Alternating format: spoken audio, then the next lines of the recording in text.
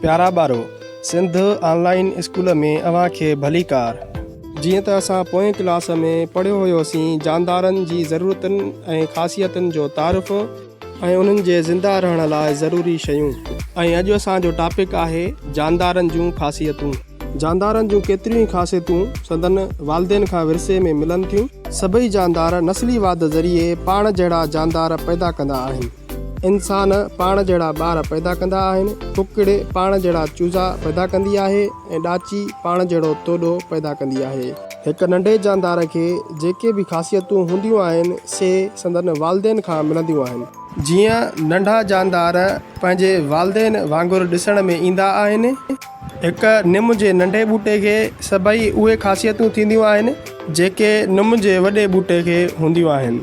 अहिड़े तरीक़े सां उहे पंहिंजूं ख़ासियतूं पंहिंजनि नसुलनि में ॿिजनि ज़रिए मुंतक़िल कंदा रहनि था।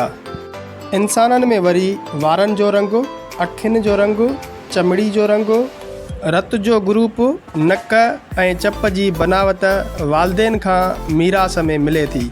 जेके ख़ुशूसियतूं वालदेन खां ॿार में मुंतक़िल थियनि थियूं उन खे असां वसफ़ूं चवंदा आहियूं। जीअं नीरनि अखियुनि वारनि वालदेन जे ॿारनि जूं अखियूं बि नीरियूं हूंदियूं आहिनि।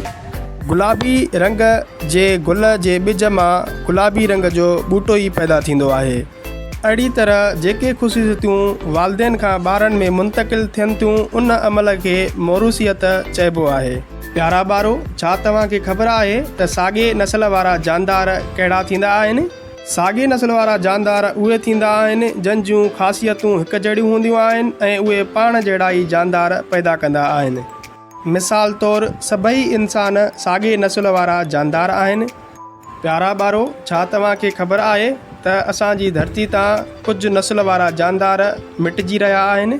छा तव्हां ॿुधाए सघो था त उहे छो मिटिजी रहिया आहिनि? उन्हनि जो सबबु आहे ॿेलनि जो घटिजणु ऐं सामूंडी पाणी जो ख़राबु थियणु। जेके झंगली जानवर ॿेलनि में रहनि था, अगरि ॿेला ख़तमु थी वेंदा त जानवर बि ख़तमु थी वेंदा।